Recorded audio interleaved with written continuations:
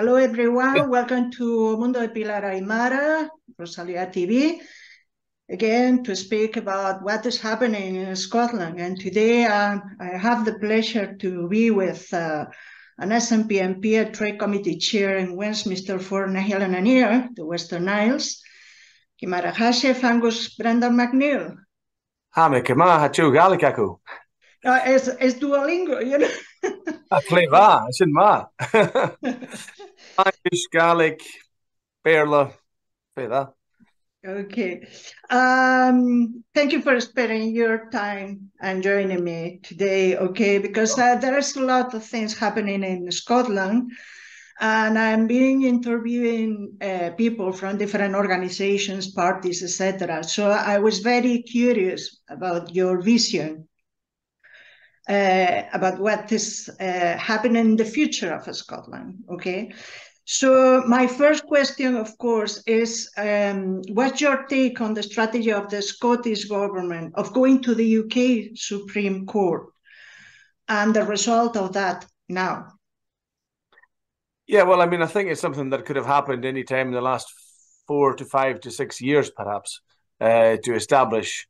There was a bit of argument about whether the Parliament had the powers to hold a referendum without a Section 30.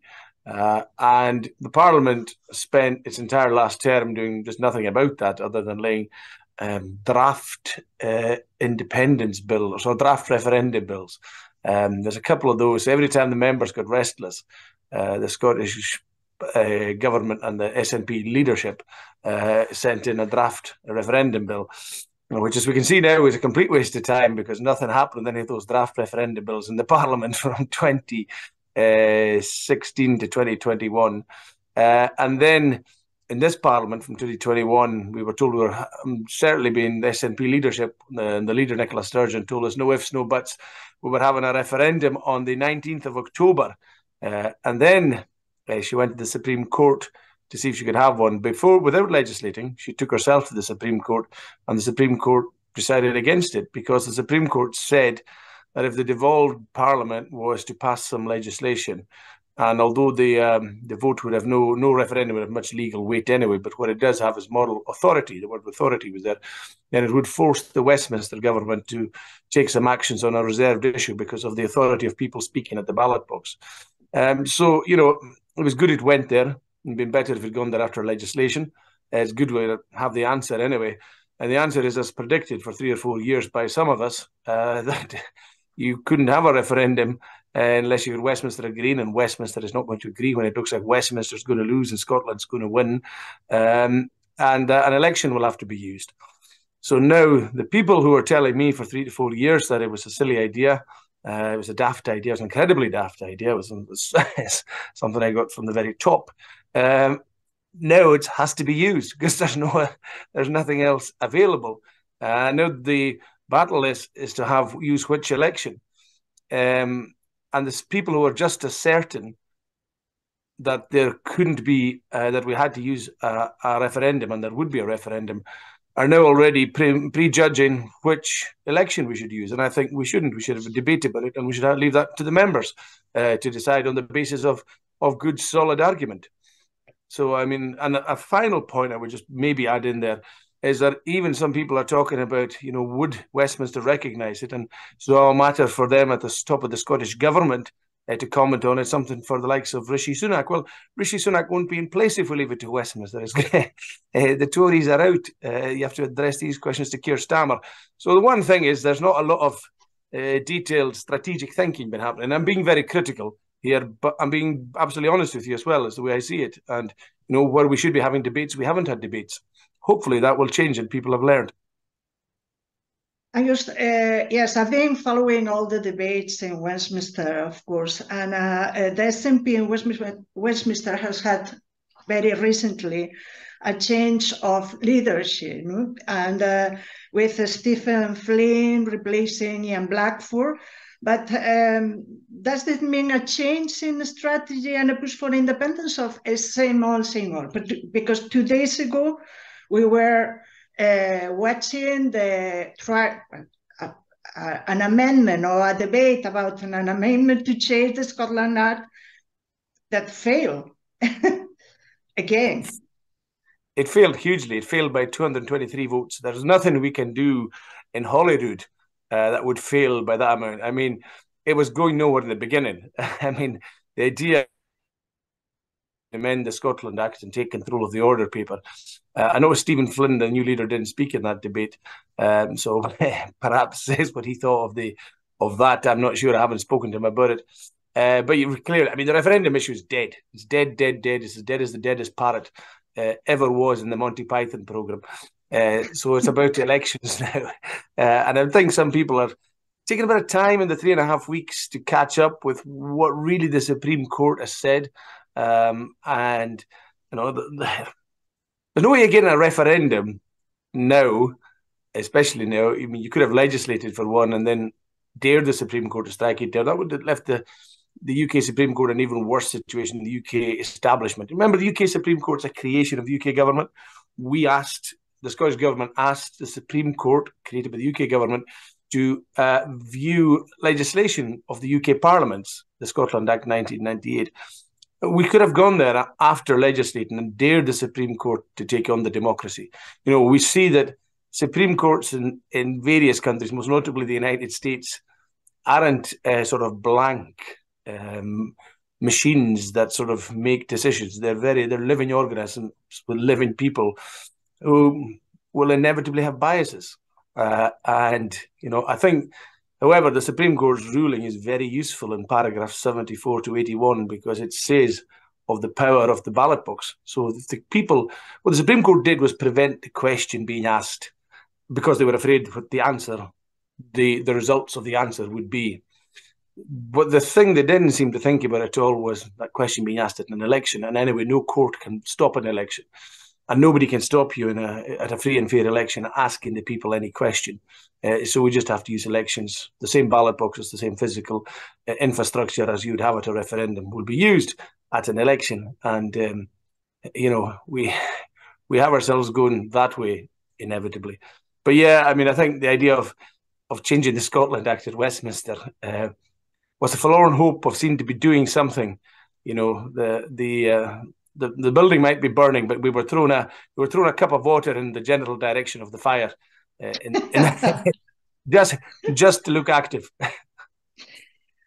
Angus, sometimes it looks like the SNP is divided between those who are happy and comfortable enough with evolution and those who want to push for independence. Yeah, and let me say that you are a free verse in the SNP because I've been following your analysis and your interventions, and as you say, you're very critical with some strategies, and there is a lot of frustration in the Yes movement, and some are suggesting that the SNP will not hold a plebiscite ever. What's your feeling on that? And what's the feeling inside the SNP? The feeling inside the SNP is probably changing. You know, where there was once blind trust, obviously trusting a strategy that failed miserably or just didn't get off the ground makes people reflect. You know, people like to feel a certain circle the wagons loyalty, regardless. But I mean, people are going to have to think for themselves and think through what is likely to happen. And what do we want happening, and the consequences of things not happening. And, you know, I'm often reminded, two things from history that remind me. One's local and more personal, and one's bigger for Scotland. But the night before Bannockburn, great Scottish hero Robert the Bruce didn't want to fight. He wanted to kind of have what he held and just didn't want to risk anything. And it was Neil Campbell, the chief from Argyll, of the Clan Campbell, and Angus MacDonald of Islay, who apparently, I wasn't there, obviously, good 700 years ago, made Robert the Bruce fight the English that night, or the following day on the 23rd of June. And that changed history because, you know, imagining that a leader was infallible or that something was divinely ordained or predestined was a problem. And, you know, Robert the Bruce wasn't infallible. He was human and could make mistakes, but luckily they didn't blindly follow him. they thought Robert the Bruce needed to listen and get some counsel. And Robert the Bruce had the wisdom to listen to counsel and to listen to advice. And of course, Scotland became an entity of its own that we have today, fortunately, for the economic good of people who live here, not just for the historical niceness, but I mean for a chance of us to be like Iceland or Ireland or Norway in the future if we get independence. And the second thing is, there was a man who lived here in the island, and he was a coxswain of the lifeboat, and he took great care of the lifeboat. But he was never afraid to risk his lifeboat to save lives. He knew the purpose of the lifeboat. And sometimes I wonder if some of us think deeply enough about the purpose of the SNP. The purpose of the SNP should not be the self-perpetuation of the SNP or any political party. It should be moving Scotland forward for our communities, for our islands, for our relatives, for our families, for our cities, for our towns, to make a better Scotland. And we can see this is happening in other countries. And the big thing, you can talk about all the money you want in the world and taxes and spending, but the projections for the next 30 years is that the Irish population will rise about 20%, the Icelandic population about 32%. These are countries around us, incidentally. Norway up 10 to 15, Denmark similarly, and the small Faroe Islands, which have already risen a lot in the last number of years, are going up another 6. I'd be surprised if that figure wasn't greater for the Faroes. But the big point in the middle of all that, of rising population and economic success, is Scotland in 30 years' time is due to have 2% less people. And the islands I live in are going to be worst of all. So there's a cost to doing nothing. There's a cost to not using that lifeboat, if you like, to try and bring some saving to Scotland so that we can be like the other countries round about us. And I think that informs me as to where I'm going, and others have to think for themselves and look at themselves and choose which ways they want to go. But I know that what's driven me towards independence hasn't been the idea of Scotland being something or other. It's been the idea for people to have jobs, families, businesses, and a successful life in this geographical corner of the world. Yes, we will back to this issue, precisely the economy and the disaster of Brexit, another question. But I want to ask you, because the First Minister of Scotland and the leader of the SNP promised a national convention in 2020. Do you think this is going to happen? And what's your opinion of working with other parties and organizations in order to... Is that in 2020? There's so many promises made in the past. There's a promise for a referendum in 2020. I was critical of the election in 2019 because I thought, well, if you're having an election in 2019, we caused an election that gave Boris a majority. And if we had that, incidentally, I voted against it, but if we had that, spending money in the election, we weren't going to have a referendum in 2020, I argued, and we didn't. So this convention's in 2023 or 2020. You mentioned 2020. 2020, yes. No, she promised in 2020, I think. The promise or the first mention of a national convention was in 2020. That's my Well, I think we should get on. I think we should get on. I mean, we're going to have a special SNP conference early in the new year, and that transpires today to be early in the new year is now the 19th of March. It's a quarter of the year gone. I wouldn't say it's early in the new year. It's just 2 days before the equinox. I think we have to work with everybody else who's looking for independence. But it depends. I mean, if this conference becomes a sort of a fait accompli for nothing but a Westminster election for 2 years' time, there's nothing much to work on for a while. I mean, we can have a break until the Tories decide to call an election. It'll be the same as we've had up till now, which is whatever it's been. So it won't be any change. Hopefully, the conference will give the membership the opportunity to choose. And I did a wee Twitter poll, unscientific as Twitter polls are, but I gave 3 options in the last 24 hours, with a view to coming to speak to yourself, Pilar, of the choices that people would have.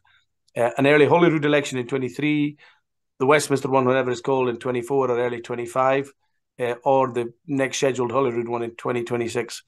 And with 66% of 2,000 people voting, the Holyrood one was the favoured one. So if that was reflective of the SNP membership and they get a chance to vote in it, then it'll be down to the MSPs and the First Minister to either create the circumstances where you get 2/3 of the Parliament voting for an election. Oppositions tend to want elections, even in crazy situations such as 2019. Oppositions wanted elections. every time the opposition parties have something to say about the SNP and how badly they're doing, as they do every week, well, let's challenge them to an election and let's us put what we want to the people and let them put what they want to the people. Alternative, of course, is the First Minister just resigning and either nobody standing or one person standing being blocked. If two people stand and one gets elected, you then use, because we've got a majority, a votes of no confidence. But you have to have the intent to do something. But there is a way to do it. And, SNP members and branches can be pressurising their MPs and particularly their MSPs to achieve and offer something for Scotland earlier rather than later. If there's a chance for Scottish independence happening in 2023, we shouldn't be blocking it, for goodness sakes. Obviously, your first option is an early election, Holyrood election, a plebiscite, and but I don't see many people supporting that choice, Angus. No, I mean, I'm seeing particular silence amongst. You're right that, Pilar. I would like to say otherwise, but I'll say things as I see them. I mean, general membership might be supporting that if that were members of the SNP that voted in that Twitter poll, I was just about 66%. But I think it's quite clear it's not Nicola Sturgeon's favoured option at all. She doesn't want to do that. She doesn't want to have an election at all now. Like Robert de Bruce, she's got one opinion. There should be others around her with other opinions. And the opinion ultimately that matters is that of the membership and an open debate where we tease out. Nicola, I've just saw a video recently of Nicola being sort of admitting herself that she had sort of an irrational fear of elections just prior to the 2014 referendum and that she was very nervous about it. So, that might be just a natural thing that we've got to help her overcome. For the good of us all, and particularly for our own good. And I think it'd be quite good to maybe take people through any concerns they might have. But yeah, you're right. My preference is that it was a preference after the Supreme Court of a number of MSPs, but then let's say a number of opinions were shared and some have become silent. So I don't know if that's still their opinion or not. It's for them to speak. I'm happy to speak for myself.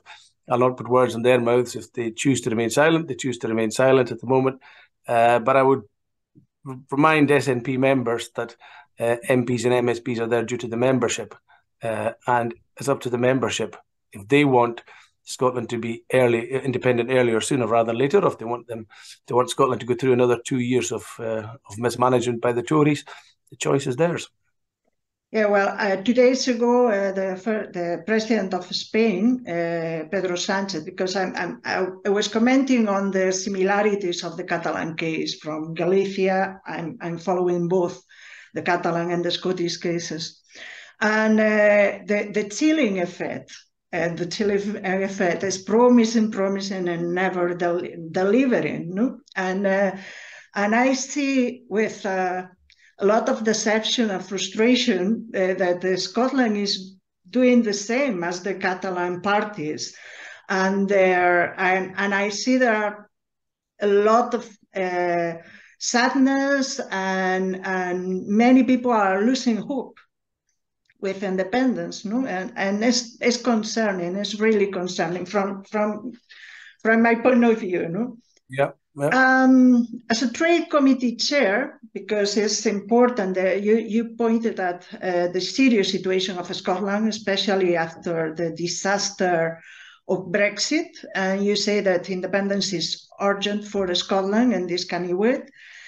But meanwhile, what suggestions do you have for boosting trade post-Brexit? Yeah, I mean, I just want to touch on the first point you made there about Pedro Sánchez and the Spanish-Catalan situation. I mean, I often look around and see there's sort of three situations in Europe of various levels of push for independence and desire amongst the population. The Faroe Islands have got an excellent relationship with Copenhagen and just take what you want whenever you want it. And the Faroese, of course, voted for independence in the 1940s, but weren't given it for various complex reasons. Then, of course, you got the Scottish situation with London. And I think Alfredo Bosch was visited one night and I took him to the the House of Commons terrace where there was a number of Tory MPs, and they were speaking to me, and unionist MPs, and not only speaking but joking and civil and polite. And he was amazed. He said that doesn't happen for him as a Catalan politician in Madrid. And I thought, okay. So, we saw in Catalonia that the Catalans aren't allowed to speak, and that the riot police are sent in. So the politicians are maybe somewhat nervous, and they've jailed some of them. We're in the more similar to the Faroese situation. We've got our paths to independence. And I know from a number of private conversations with MPs in Westminster and just the general society that if Scotland speaks at the ballot box and wants independence, it will be respected, which is to their credit, even though they're against Scottish independence. So we shouldn't bogeyman them too much as is tempting to do at times. So the matter is in our hands, and we've got three choices going forward. We've got the choice of something in 2023, an election about independence only, or we can mangle it up with the 2025 election, which will be probably in England the landslide for Keir Starmer coming in, and we'd only be 8% of that voice, and at best 5 to 6% of the Scottish independence voice in that election. Probably not getting on leaders' debates. Incidentally, a Canadian politician asked me this week who would be the main leader in that election. Would it be the one in the federal parliament or the one in the provincial parliament, as the Canadians thought? Would it be Stephen Flynn or Nicola Sturgeon who would take the lead in that election? So that's an interesting side from people who talk about international recognition. Who would be the main figure in that election, Flynn or Sturgeon? And then, of course, do you wait for the 2026 election in Holyrood, as I said before? But you're asking mainly about Brexit and trade. And the best thing, we had a hearing at the International Trade Committee this week, the best thing the UK can do, and I asked the UK government about this, we were told that the best thing they can do is to rejoin the single market and the customs union. And that would be the best thing for the UK economy. So I asked the UK government how much they cared about the UK economy. Were they going to take that advice? Of course, you just got the usual nonsense about trade deals and whatever. But, everywhere the UK trades with at the moment, they need to have paperwork. They can't sell a sandwich to another country with the same weight of paper going with it. And it's an astonishing situation to be in. There's a good book around at the moment, Ireland at 100 by Mark Henry, which shows how when Ireland disaggregated itself from the UK and got into the EU, although it was blocked as a consequence of Charles de Gaulle in the 60s blocking the UK, and Ireland being a sort of a satellite of the UK market up until it got into a bigger club, the difference it made in Scotland. Scotland's probably not in that situation as fully, but it's kind of as a satellite of the UK, and getting out of there and being like Ireland and trading more with countries than we do in the UK. I mean, Ireland's biggest market is still the UK, but it's now diversified that market to many other countries as well, and that's what we've got to do in Scotland. But the Brexit answer is to end Brexit. You don't make trade better by putting up barriers the way the UK has done. And incidentally, if Scotland becomes independent, of course, we're going to have some of these barriers with the rest of the UK, because they've got barriers with the entire world. There's nobody they can export or import from without problems. So it's their barriers. But the one thing about Scottish independence might provide is enough of a shock for them to get out of the stupidity of Brexit. And it's a very, very stupid thing to do. The UK is, and this is a final stuffy, the UK is only one of 5 or 6 places in the world that's not in a regional trade bloc. The places are Timor-Leste in the Pacific north of Australia, Somalia, South Sudan, Mauritania, and Sao Tome and Principe in the Gulf of Guinea. And the UK are the only places in the world that are not in a regional trade bloc. So we're trying to join a regional trade bloc that's not in our region, the Trans-Pacific Partnership, which is, it's bringing back a fraction, if it works, of what's been thrown away with Brexit. I think about a 64th or something like that, bringing back. We're suffering the Brexit also, and we cannot get Scottish products such as haggis, where we usually... A great loss. We used to celebrate our barn supper here in Santiago de Compostela, and no anymore, without going to the black market. We had to pay excess duty on all products, and the mails take a month to arrive. It's just a disaster. In fact, it's a disaster. Well, Well, You could last start question. making the haggis perhaps in Galicia there. Like, In yeah. Galicia. Well, I'll tell my husband about that, but he said it's not the same, you know. It's Yeah, of course. the Yeah. haggis of John Hill in Dunblane is one of the best, and we cannot order that.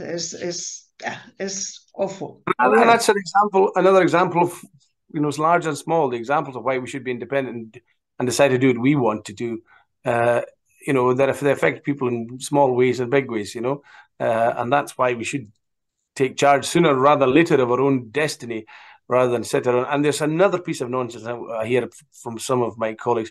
We can't create an independence event due to the current cost of living crisis. It's because of the current cost of living crisis we should be doing it. My aunt in Ireland, I was asking her last week about strikes. It's not affecting Ireland the way it is. And last night I heard of a nurse in the north of Ireland who goes to work in the Republic as a carer and earns more as a carer in Donegal than she does in County Derry as a nurse, a qualified nurse. Anyway, sorry, you had a question before I tangented that. No, it's okay. It's very interesting. Yes, I have one last question. Yes, you are a native Gaelic speaker from the beautiful island of Barra, which, by the way, I visited. Is fantastic airport, beautiful, beautiful place. I recommend everyone to visit Barra. And I'm curious because we have because I speak Galician language as a minority language. We have rights, obviously, but it's very curious to see how people can get lost with with road signs in Gaelic or in Galician or in two different languages. No, it's pretty surreal. But have you noticed a boost for Gaelic speakers after Outlander or the explosion of Duolingo? Because we're doing our Duolingo in Gaelic and other languages, but Gaelic was an explosion. Yeah, I mean, certainly the primary schools in a lot of the islands now, I think the confidence is growing amongst people because we were, when I was educated in school, it was Gaelic at home with my father. My mother was Irish, was English with my mother. But we did school in English, and that slowly changed in the 80s and 90s after I left school to have Gaelic medium schools. And it took a while for the sort of confidence, and probably they've seen others valuing Gaelic, like Outlander and Duolingo, probably had a reflection or a sort of reflected back into the community. Also knowledge about how the benefits of bilingualism are meant to be in sort of maths and learning other languages as well has probably helped as well.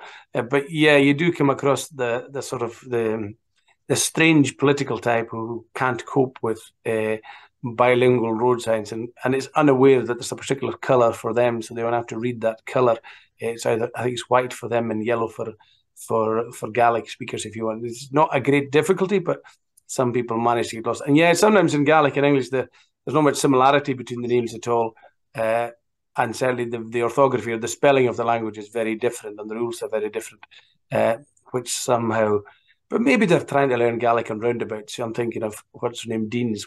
Effie Deans, yeah, she got very confused. But maybe she was going round a roundabout trying to learn Gaelic and literally was driving around the bend. Who knows? Well, Agus, obviously, every language is a treasure. That's a very good... I remember having a discussion one time. There's a couple of people around about me, and one person said, I hope when we go to heaven, we'll all speak in just the one language. And somebody else says, well, I hope when we go to heaven that we're able to speak all 3, 5, whatever 1,000 languages there are, and we can understand it and get the idioms and the jokes, because the more languages you got, the more opportunities for humour and making puns and saying things in different ways. And it's just got 2 whole registers for having fun and jokes. It's what I found most of my life with it anyway. Absolutely. Can I ask you, how many languages do you manage? I speak Scottish Gaelic. I've a bit of Irish Gaelic. I've been trying to learn Icelandic because a lot of the place names are the Hebrides, are from Old Norse. My accent, apparently, in Icelandic is accidentally good, and that I confuse Icelanders. But I've quickly run out of vocabulary, so they do catch me out. But I just wish we could. I think learning languages and understanding different places and getting insights into different communities. Faroese would be another I'd learn. There was a German guy, Andreas Wolf, I'm sure he wouldn't mind me mentioning him, who learned Gaelic and English. He learned the language of 1 billion, and he learned the language of 68,000. And I don't think the billion have ever so much as I offered him a beer, whereas the Gaelic speakers have been all delighted that he can speak Gaelic, that he's been offered a beer and a whiskey. So there you go. Well, Angus Brendan MacNeil, SNP MP for Nahil and Trade Committee Chair in Westminster. It's been a pleasure speaking to you. Thank you very much for your time, Morantang. And well, I've got to say, Pilar, your accent is really, really good in Gaelic. Well, I'm not just saying that; it's really good. I promise I'm going to learn Gaelic. Okay. Okay, thank you very much, Tapalet. And every one of you, please share the video and reflection. We have to think about the ways to make a positive case for independence and self-determination everywhere. So, thank you. Absolutely.